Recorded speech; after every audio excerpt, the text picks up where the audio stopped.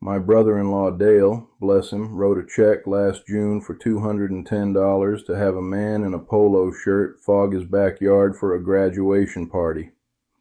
The truck showed up at 4. The party started at 6. By 7:30 his niece had welts on both ankles and Dale was standing in the kitchen slapping his own neck. Meanwhile, 3 houses down, my cousin Roy had a beat-up 5-gallon bucket in the shade by his shed with some rotting straw in it and a little tan donut floating on top. Roy paid about $17 for the whole rig, one trip to the hardware store, one Saturday morning, and his yard was the one where the kids ended up playing flashlight tag because nobody was getting bit. Yeah. Dale still doesn't know. I haven't told him. I'm going to tell him in this video, actually, and hope he doesn't watch it. I'm Walt. I'm just a fellow who got tired of watching good neighbors hand over $100-some a month to have poison sprayed around their own grandkids when a bucket and a $1.50 tablet does the job better. So I sat down, read the labels, listened to the old-timers, and worked out the cheap way. That's all this is. And before we go any further, the thing in that bucket won't hurt your dog if he drinks out of it, won't hurt your kids running through the sprinkler, and won't kill a single honeybee on your tomato blossoms. I'm going to explain exactly why in a minute, and once you understand it, you'll stop being nervous about it. Now here's what bugs me, if you'll pardon the expression. The mosquito business is a beautiful business for them. The truck rolls up. The man knocks down whatever adult mosquitoes happen to be flying around your azaleas that afternoon. He hands you a bill somewhere between $60 and $200. He drives off, By Saturday, fresh ones have hatched out of water you didn't even know you had. Bites are back. So he comes again next month, and the month after that, and the month after that. That's not pest control, that's a subscription. With extra steps. A one-time $17 fix that lasts the whole season. Well, nobody can build a route on that. Nobody can write a quarterly contract for that, so it quietly got buried. Every old farmer in the county used to know this trick. Now their grandkids are paying $200 a pop to spray the same yard. Let me walk you through how it actually works, in the order I do it, and what every piece of it costs. First thing, though, let's talk about why the can of off on your porch railing isn't saving you. When you spray yourself, you are killing at best the one mosquito that already found your forearm. For every one you swat at, there are hundreds of larvae wiggling in standing water within about 150 feet of your lawn chair. A female mosquito only needs a bottle cap of water to lay her eggs in. A bottle cap. Read that again. Your gutter holds a few thousand bottle caps. Your wheelbarrow holds 1,000,000. So as long as that water is sitting there, you are on a treadmill. You will never spray your way out of it. You have to go after the nursery. That's the whole secret of this. Kill 'em young, in the water, before they ever grow wings. Step 1 is the walk, and I mean a slow walk. Get yourself a coffee cup, fill it with something good, and plan on this taking 15 minutes instead of 5. You're looking for anything that holds water for more than about 4 days. That's the magic number. Most common backyard mosquitoes go from egg to flying adult in about 4 to 7 days in warm weather. If you break that cycle every 4 days, they never finish growing up. Start with the obvious, the kiddie pool, the wheelbarrow somebody flipped right side up, buckets, the dog bowl out by the back step you forgot about, the dip in the tarp over the woodpile. Now the saucers under the flower pots, those are mosquito factories, every single one of them. I had a row of geraniums on the front step one summer and I was getting eaten alive on my own porch, and it took me longer than I want to admit to figure out the 8 little dishes I'd been watering all year were 8 little maternity wards. Now the ones folks miss, the gutters. If your gutters are clogged with leaves and they're sitting full of water up there, congratulations, you've got a mosquito hatchery on your roof. Get up there, clean them out, make sure they actually drain. The black-ribbed drain pipe coming off your downspouts. Water sits in every one of those ribs. Children's toys out in the grass. The folds in a pool cover. The saucer under the propane tank. Old tires, even the ones you swear are empty. Tip 'em up. You'll be surprised. You don't have to find every drop of water on a big piece of property.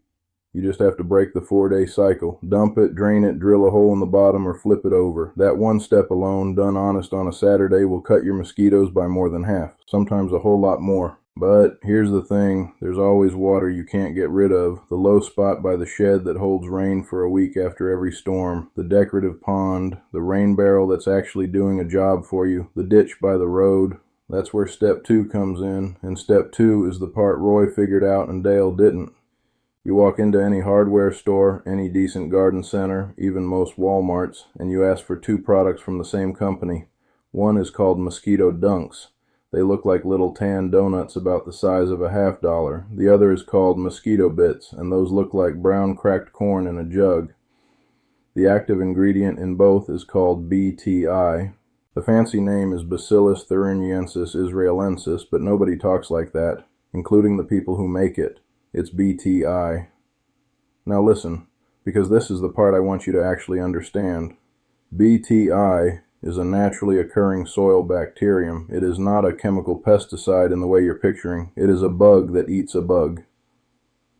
Here's the trick of it. BTI makes a protein.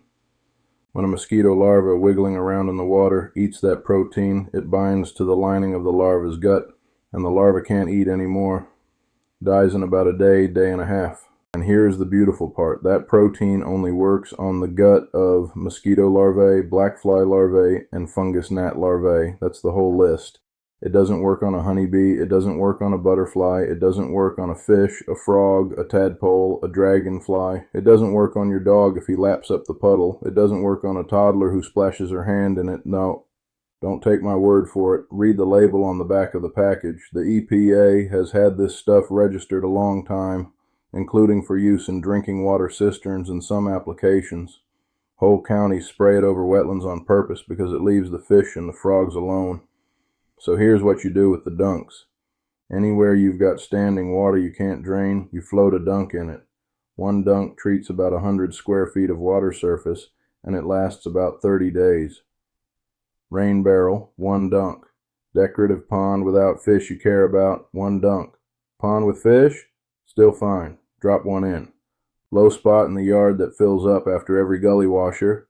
Break a piece of a dunk off and toss it in the spot before the rain comes. For smaller stuff or wet spots that come and go, you use the bits. The bits are granules. Sprinkle a tablespoon or 2 on the wet ground, in the bird bath, in the gutter even, and when water hits them, the BTI washes out and goes to work. The bits work faster, usually within 24 hours, but they don't last as long as a dunk, so I keep both on the shelf. Bits for the quick knockdown, dunks for the long haul. Alright, now back to Roy's bucket, because this is the trick I love most, and it's the cheapest thing in the whole video. You take a 5-gallon bucket, fill it about 2/3 with water, throw in a couple handfuls of hay, straw, or grass clippings, anything that'll rot a little and start to smell ripe. Let it sit a day. That funky, swampy, stinking water is mosquito perfume. A female mosquito looking for a place to lay her eggs will fly right past your clean bird bath, right past the puddle by the shed, and straight to that stink bucket. It is the fanciest restaurant in the neighborhood as far as she's concerned. Then you drop in 1 mosquito dunk. That is the whole thing. Every female in your yard comes to the bucket. She lays her eggs. The eggs hatch. The larvae eat the BTI. The larvae die. She doesn't know any of that. She just keeps coming back, week after week, dropping more eggs into the same beautiful death trap. You've turned a $5 bucket into a thing that recruits her and then quietly kills her babies. 1 bucket per quarter acre is plenty. Set it in the shade somewhere out of the way where you won't kick it. Top it off with the hose if it gets low in a dry spell, and replace the dunk once a month through the season. Let's add it up. The bucket is about $5. The straw is free. Grab it out of the chicken coop or pull a handful of dry grass from the fence line. A pack of 6 mosquito dunks runs about $12 to $15 at most stores. That's your $17. That runs you all summer. Meanwhile, Dale somewhere is signing another check. Now I owe you an honesty beat, because I won't tell you something works when it doesn't. There's a lot of folks online who'll tell you to plant citronella, or burn citronella candles, or hang a bag of pennies in water by the porch, or run one of those purple bug zappers and the skeeters will leave you alone. I am telling you plain, those don't do much. The bug zapper mostly kills moths and beetles, which are the good guys in your yard. Citronella plants smell nice if you crush a leaf between your fingers, but they do not perfume the air around your patio. And the penny bag, that's just folklore somebody's aunt swears by. The 2 things that actually move the needle are taking away the nurseries and treating the water you can't take away. Source reduction and BTI, that is the whole game. Anybody trying to sell you anything more complicated is selling. Alright, step 3. This one's for the porch on a Friday night when company's pulling in the drive and you want to sit outside without slapping your own forehead every 30 seconds. You take a spray bottle, fill it with water, add a tablespoon of plain dish soap. The soap is just there to help the oil mix in, that's all it's doing. Then add about 20 drops total of essential oil. Lemon eucalyptus is the best one I've found, hands down. Peppermint, rosemary, lavender all help too. Shake it hard before every spray because the oil wants to float right back up. Now here is where folks go wrong with this. You are not spraying yourself. Put that out of your head. You are spraying the resting spots. Mosquitoes don't actually fly all day. They rest in the shade on the underside of leaves tucked in the shrubs along the foundation under your deck, deep in the tall grass at the fence line. That's where they hang out between meals. So you spray those spots, not the open air, which does nothing. Hit the underside of the bushes, hit the shaded siding, hit the deck rail and the underside of the deck boards, hit the inside of the patio umbrella when it's folded up. It knocks down the adults that were hiding in there, and it makes those spots unpleasant to land on for a few hours. That'll get you through dinner and dessert. If it rains, mix up a fresh batch and do it again. It washes off. There's nothing in it that shouldn't. So combine the 3 things. Drain the water, dunk what you can't drain, and set the stink bucket as your honey trap. Miss the resting spots before company comes. That is a yard a human being can sit in. I want to back up for a second before we wrap and say why this matters beyond the money. Here's the trouble with what the trucks spray. It's broad spectrum chemicals, pyrethroids mostly, laid down around your foundation and your shrubs once a month. Those chemicals do kill mosquitoes. They also kill the bees that land on the treated flowers the next morning. They're hard on cats, hard on fish, and they drift on the wind into your neighbor's vegetable garden, whether your neighbor signed up for that or not. You don't have to do it that way. You can have a yard with no mosquitoes biting your grandkids and still have honeybees working your squash blossoms and lightning bugs in the grass after dark. That's not a fairy tale story I'm telling you. That is just the old way, the way we did it before somebody figured out you could sell it back to us. $17 one Saturday. So here's your weekend if you're going to do it. Saturday morning, coffee cup in your hand, walk the yard slow and dump every container that holds water, climb up and clean the gutters while you're at it.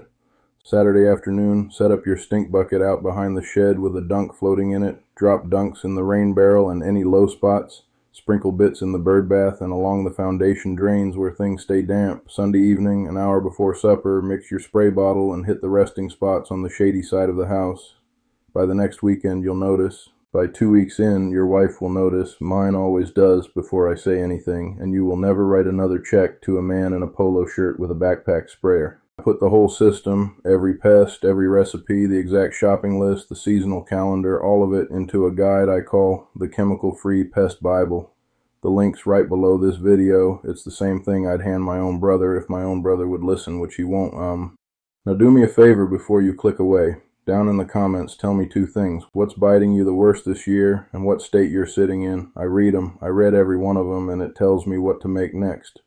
Mosquitoes in Louisiana are a whole different animal than mosquitoes in Montana, and I want to speak to where you actually live, not some average yard that doesn't exist. Next time out, we're going after the ants, the little fellas marching across your kitchen counter in a line like they own the place, with a teaspoon of borax and something you've already got in the cupboard. Until then, set your bucket, pour yourself something cold, and enjoy your own porch for a change. That's the whole point of any of this.